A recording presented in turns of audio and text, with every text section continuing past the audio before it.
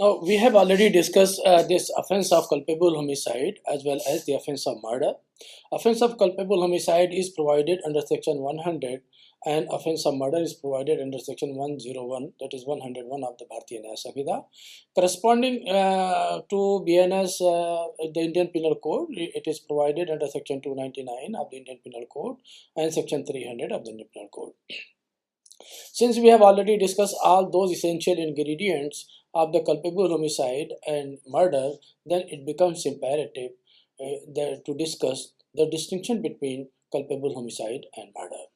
The distinction between culpable homicide and murder was made clear by Melville Justice in a very important case, R versus Govinda.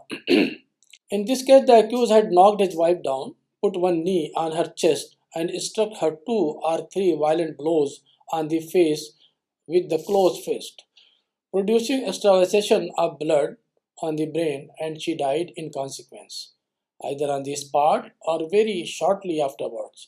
There being no intention to cause death, and the bodily injury not being sufficient in the ordinary course of nature to cause death. The accused in this case was liable for culpable homicide not amounting to murder.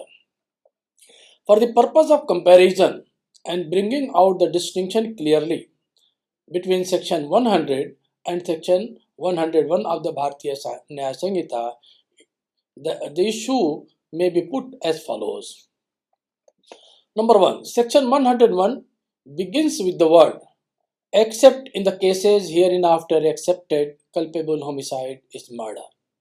This means that culpable homicide is not murder if the case falls within any of the exceptions mentioned in section 101 of the Bharatiya Nyaya Samhita.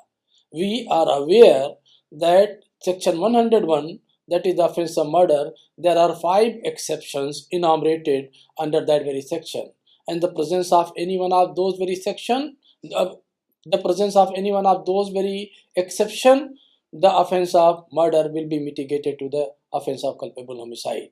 And those exceptions which we have already mentioned while discussing section 101 of the Bharatiya Nyaya Samhita, that is the number 1 is the provocation, number 2 the death is caused while exceeding the right of private defense, or death is caused by an act of a public servant, or death is caused in a sudden fight, or the death is caused with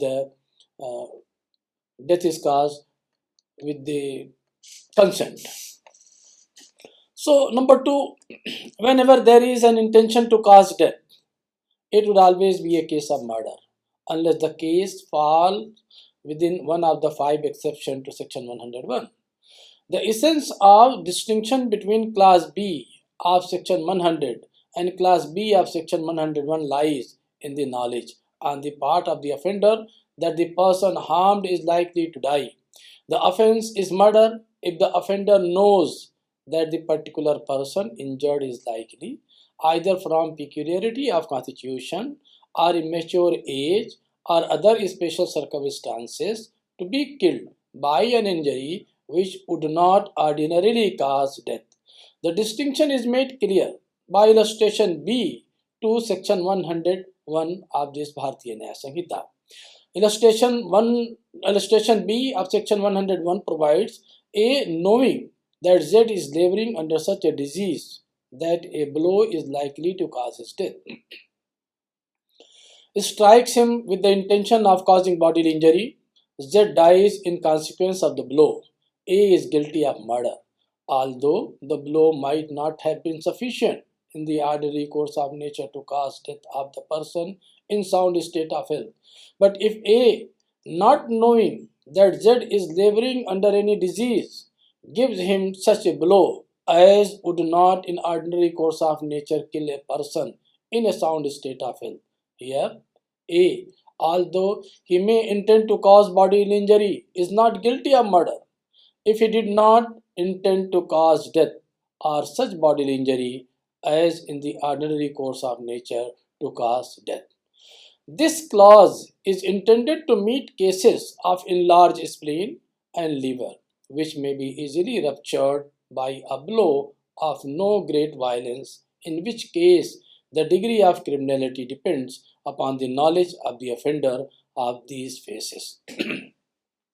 Class B of section 100 postulate no such knowledge. Therefore, a comparison of Class B of section 100 and Class C of section 101 would show that the offense is culpable homicide if the bodily injury intended to be inflicted is likely to cause death.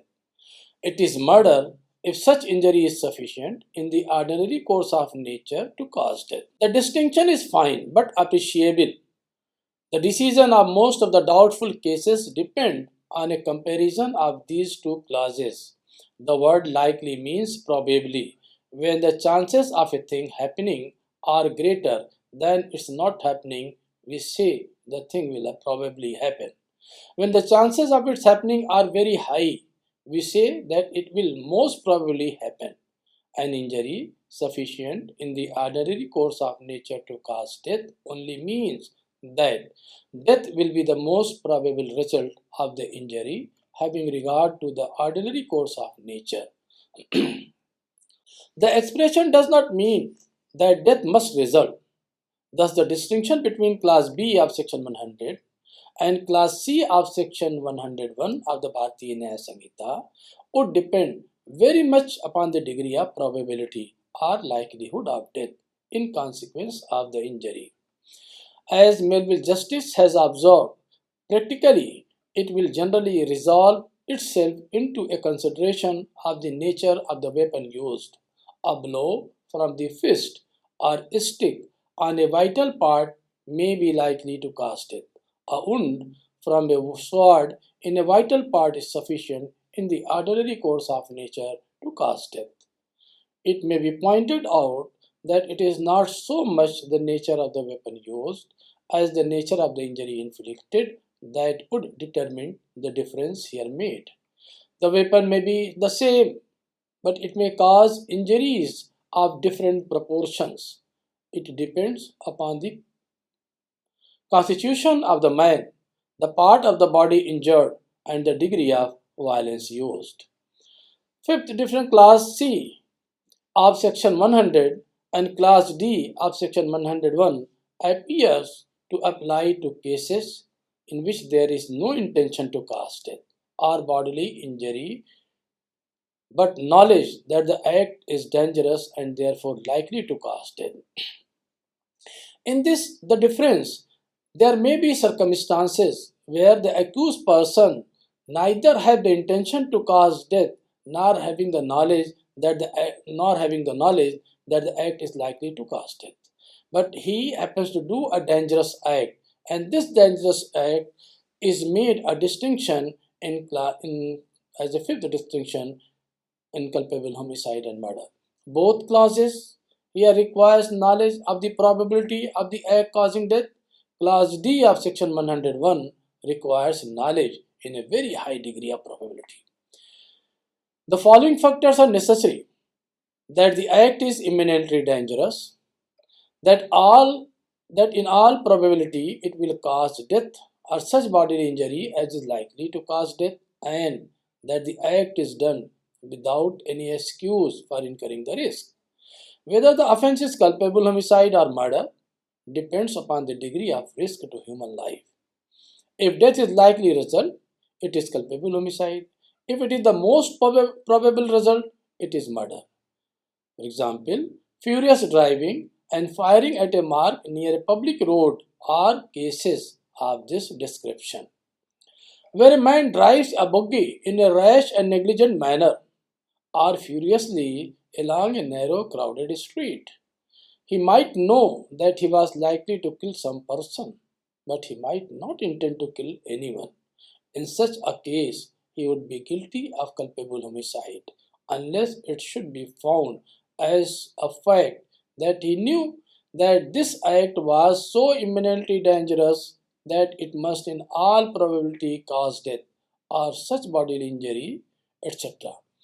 As to bring the case within class 4 of section 300 IPC, that is class D of section 101 of BNS, but if a man drives a buggy furiously, not merely along a crowded street, but intentionally into the midst of a crowd of persons, it would probably be found that he knew that his act was so imminently dangerous that it must in all probability cause death or such bodily injury, etc., as in clause 4 of section 300. For example, firing at a target near the public road may be an act which is known to be likely to cause death, and the liability would therefore be for culpable homicide not amounting to murder.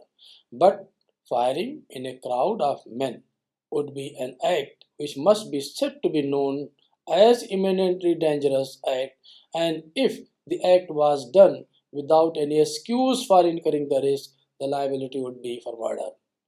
Putting it in brief, all acts of killing done with the intention to kill or to inflict bodily injury likely to cause death, or with the knowledge that death must be the most probable result, are prima facie murder, while those committed with the knowledge that death will be a likely result are culpable homicide not amounting to murder.